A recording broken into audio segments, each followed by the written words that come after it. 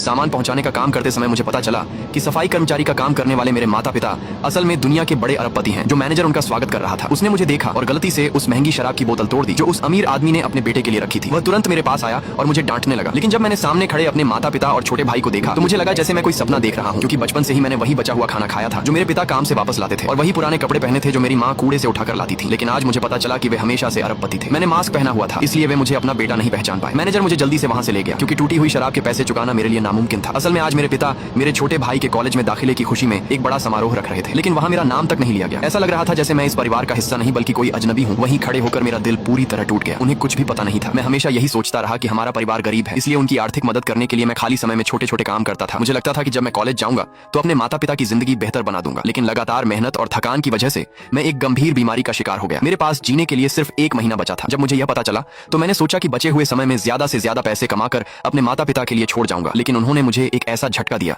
जिसकी मैंने कभी उम्मीद नहीं की थी। घर लौटते समय अचानक कुछ गुंडों ने मुझे घेर लिया। उन्होंने मुझे बहुत मारा और तुरंत $3000 देने की मांग की। मैंने उनसे विनती की कि मुझे अपने माता पिता को फोन करने दें। मैंने कहा कि पैसे मिलते ही मैं उन्हें भेज दूंगा। मैंने अपने पिता को फोन करके कहा, पापा मुझे कुछ गुंडों ने घेर लिया है, क्या आप मुझे $3000 भेज सकते हैं? मैं बहुत डर गया हूँ। लेकिन अभी मेरे भाई ने कहा, भैया हमेशा फटे पुराने कपड़े पहनते हैं, कोई उनसे पैसे क्यों मांगेगा? शायद ये कोई धोखा देने की कोशिश कर रहा है। मेरे पिता ने उसकी बात पर विश्वास कर लिया। उन्होंने न सिर्फ पैसे भेजने से मना कर दिया बल्कि मुझे बहुत डांटा और फोन काट दिया। मैंने निराश होकर उन गुंडों को देखा लेकिन उन्हें कोई दया नहीं आई। उन्होंने मुझे फिर से पीटा और वहां से चले गए। उनके जाने के बाद मैं दर्द में दीवार के सहारे खड़ा हो गया। तभी एक छोटा सा कुत्ता धीरे धीरे मेरे पास आया। मुझे लगा कि उसे भी मेरी तरह किसी ने अपनाया नहीं है। अगली सुबह मैं छोटों से भरा हुआ किसी तरह घर पहुंचा, लेकिन मुझे चिंता और प्यार नहीं मिला बल्कि मुझे ही दोष दिया गया। उन्होंने मुझे रात भर घर न आने और लड़ाई करने के लिए डांटा।